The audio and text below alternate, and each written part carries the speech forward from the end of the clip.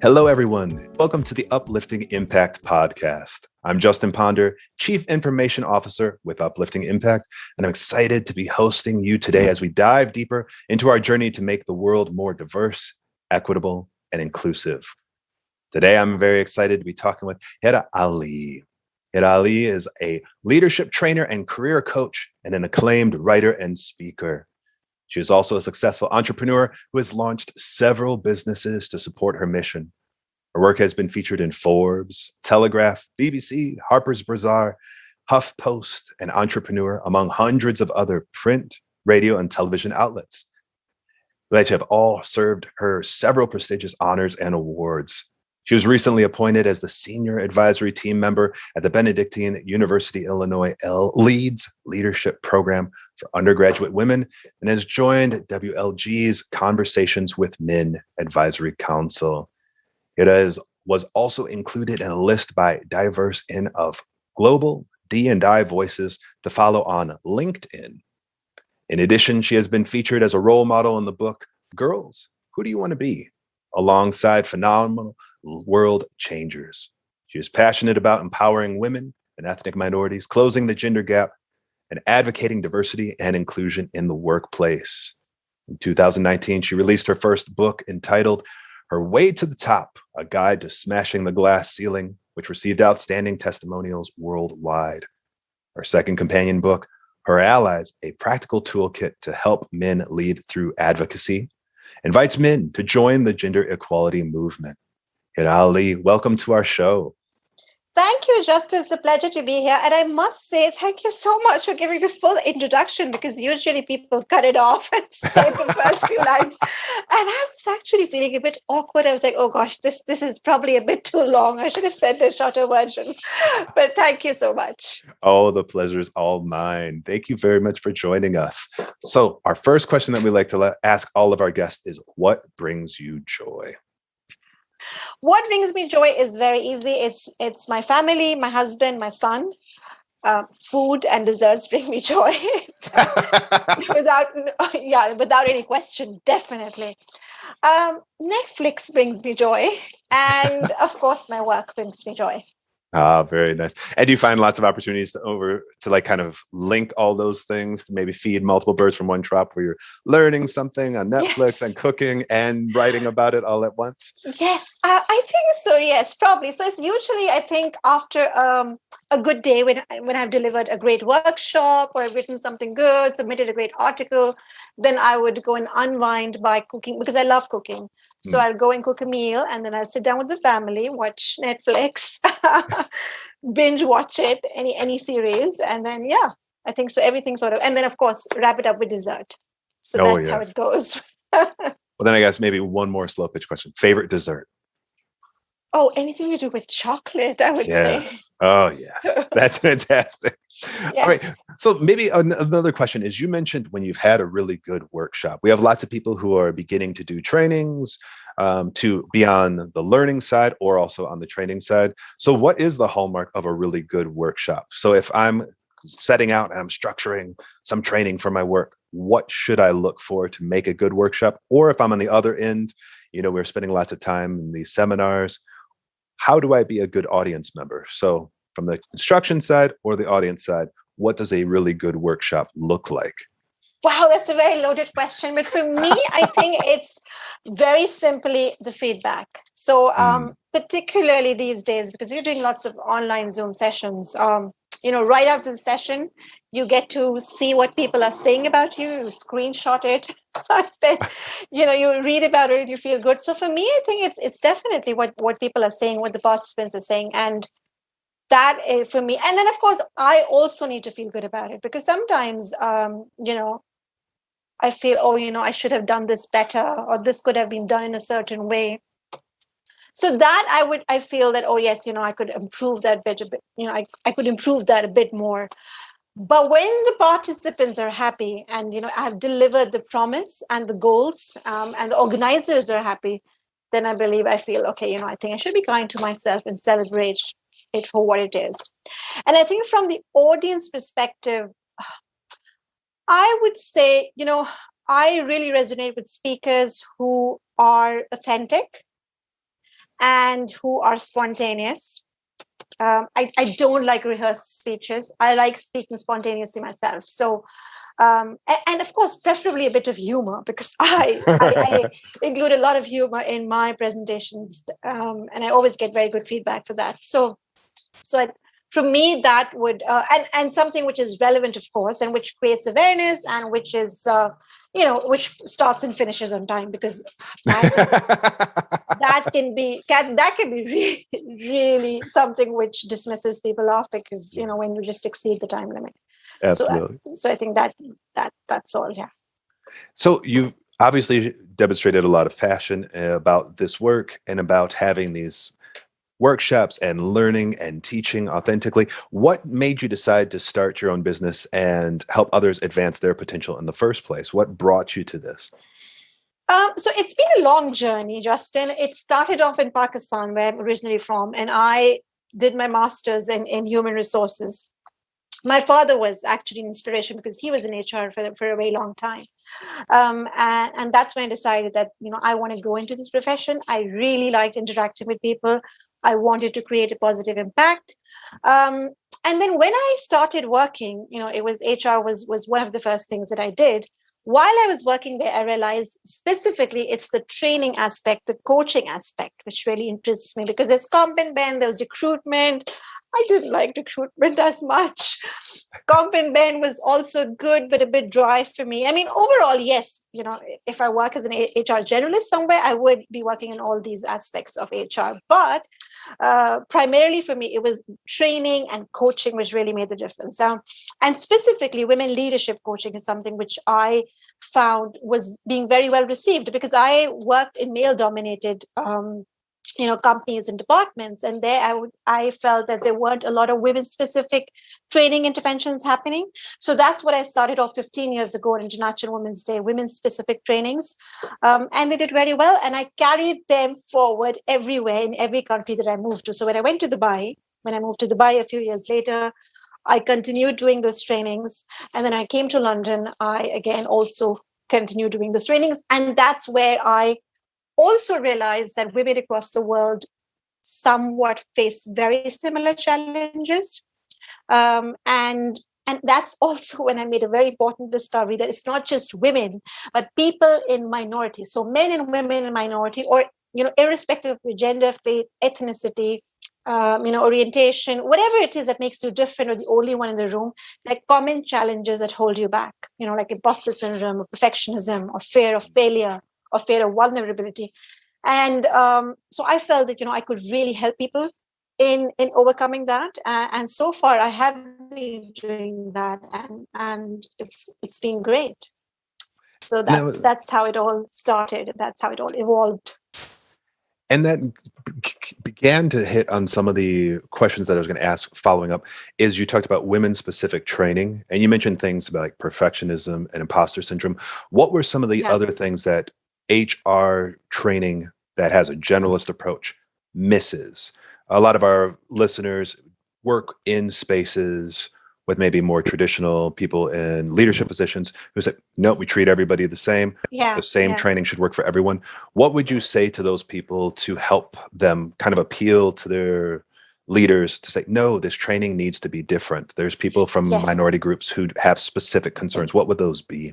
So, I wrote this article in Forbes, which was very well received. And this was, I think, a year back when we launched an online women leadership program. And that's what I shared. I said, people say it's leadership programs should be gender neutral.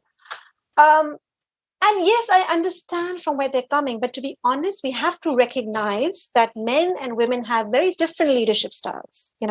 They're women-specific strengths, and they are, men have specific strengths. And when you combine those two, you can really get a great leadership style. Because I don't want to be gender biased here and start gender wars and say, oh, women are better leaders than men, or XYZ. I feel that, if you combine both the traits, but you have to understand that women do enter the workforce far less confident than their male counterparts because of social conditioning, the way they've been raised, the way they've always been told to put their head down, don't brag, don't speak out of turn. So So that, and the same message has not been given to men, right? Boys have been raised very differently. And this is something which I realize is not only specific to the South Asian culture. That's where I'm from. This is a global thing, irrespective of your culture, faith, background. Women are raised very differently from men, and as a result of which they have specific needs, which need to be catered to. And in these trainings, we do talk about these internal barriers, like imposter syndrome. And I'm not saying that this is gender specific and men don't experience imposter syndrome at all, because men in minority or men from different racial ethnic backgrounds also experience the same issues and the same challenges.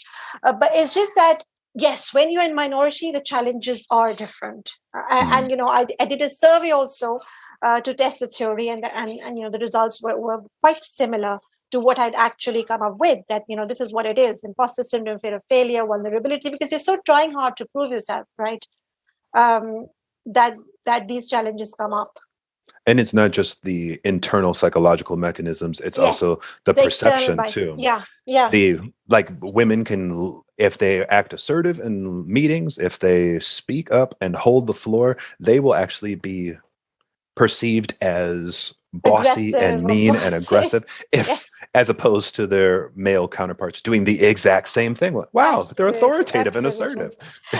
And just what is interesting is that sadly, most of these challenges are intertwined. So if you have imposter syndrome, you most probably will have perfectionism. You will not step up and promote yourself because you feel like, am I even good enough to promote?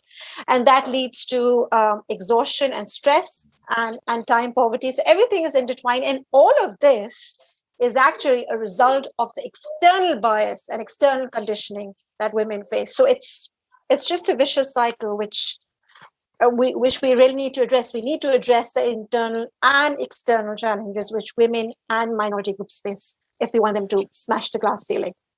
And you mentioned there towards the tail end of that answer about kind of self-care, about the ways in which there might be difficult situations in the workplace that compromise or exacerbate my imposter syndrome or my desire for perfectionism, and then that it exhausts people. Yes. What training techniques or what things would you recommend for self-care? Because also these groups are taught that self-care is a luxury you don't have. If you're going to make it, you have to hustle. You have to hustle. So what would you recommend about self-care for people who think self-care means taking it easy?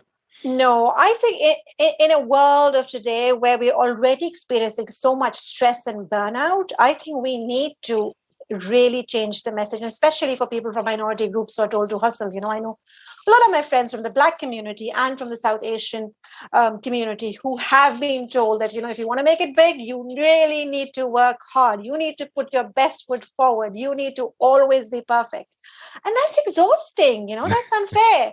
And these people also suffer from what you call minority stress and acculturative stress. And that leads to health issues. So if they don't take care of themselves, eventually that's going to impact not just their mental health and their physical health too. So I would say it's very important to recognize this, understand the symptoms of whatever they're experiencing is normal. A lot of people from minority groups experience this. Use some strategies to detach yourself from that. And then, yes, take time out, meet with people who have similar challenges so that you feel that you're not the only one, because that is a great respite in itself, knowing that you're not alone in this. There are a lot of other people who are experiencing the same challenges. And then just, telling yourself that you're good enough, taking out time for yourself because nobody else will. And you have to set that example for your children. If you have children or, nieces, nephews, the younger generation, if you don't take time out for yourself, then that's the message they're going to always get. Right. Is that you have to run yourself into the ground, just like mom, dad, uncle, and auntie grandparents. Yes. Right. So I'd like to change gears for a little bit here and talk about your book, Her Allies, a practical toolkit to help men lead through advocacy. So you invite men to join the gender equality movement.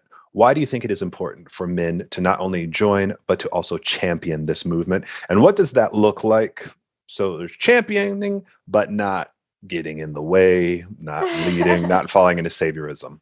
So yes, so allies need to be mentors, sponsors, co-pilots, defenders, amplifiers, but not saviors. Because some women might like to be rescued, but most women don't want to be rescued. They don't need a knight in shining armor. They just need somebody who can push them, encourage them, support them.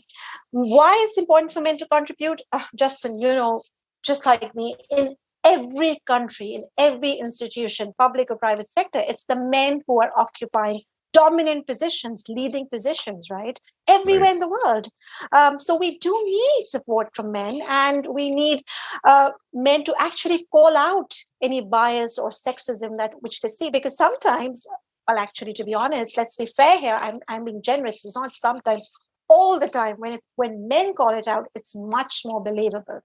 Mm-hmm. People take it more seriously. Women who have reported sexism or have reported bias or have complained of discrimination, they have been told, "Oh, you're just being ungrateful. What are you whining about? You're being emotional. You're overreacting." But when men call out the same thing, it's somehow more credible.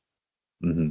Yeah, it's kind of that aura of, if you've been socialized to think that men are rational, logical, objective, when they bring out a criticism, that it seems more rational, logical, and objective.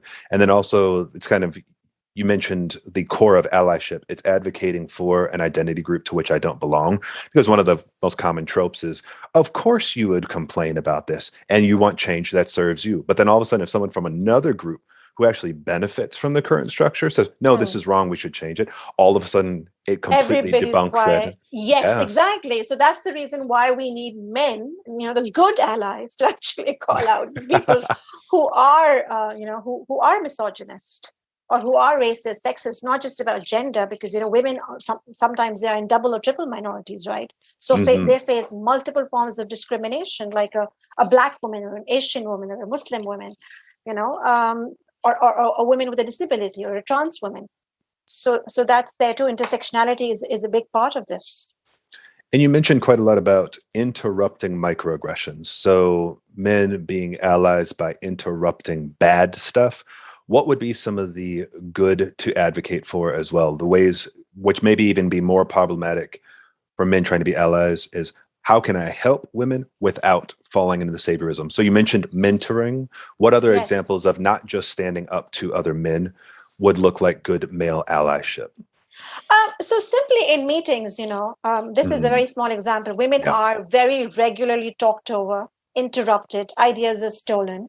So just amplifying their voice, and giving the credit back to them.